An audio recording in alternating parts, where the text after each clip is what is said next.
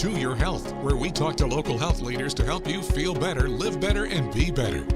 Hey everybody, welcome to Your Health. Well, today's topic is carpal tunnel syndrome. And it's a good thing because I'm joined by Dr. Van Zeelen from the Hand to Shoulder Center of Wisconsin. Doctor, welcome. Thanks for having me. So we talked earlier, a lot of people are really struggling with carpal tunnel syndrome, but it's a good idea to maybe define it for people so we know exactly what it is. Sure.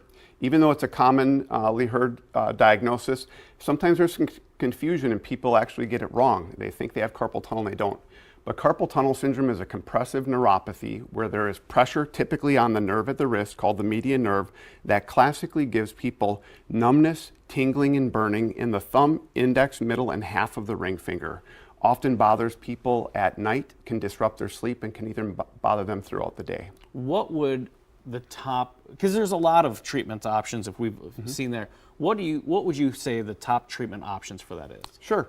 And so the mainstay is non-surgical care. That includes ergonomic assessments and changes as well as splint modalities. If those fail, they're often the next step is to release the tight structure called the transverse carpal ligament. And there's three broad categories on how to do that: an open technique of some sort, an endoscopic technique, or more recently, ultrasound guided techniques. You had mentioned to me that you're doing like 300 plus of these a year. When you have a patient, how are you guiding them to the best predictable outcome? Yeah, and so there's a lot of discussion about the technique performed, and I think that's probably less important than getting the diagnosis correct, getting the release done completely, and avoiding any complications to adjacent structures or inadvertent injury to adjacent structures. So what, if you've done 300, what would you say your highest percentage that you're doing? And I know it depends on patient. Sure, and so all of these techniques can be effective if they're done correctly. And so a lot of them are user dependent. But for me, I prefer what's called WALANT, W-A-L-A-N-T, which stands for wide awake local anesthesia, no tourniquet.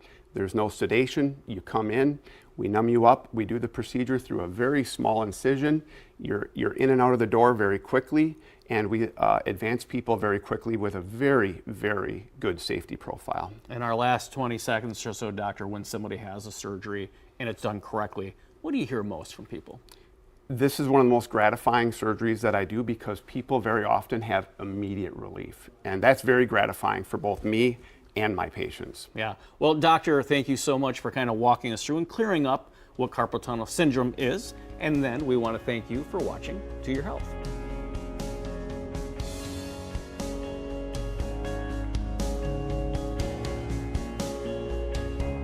The preceding was a paid advertisement.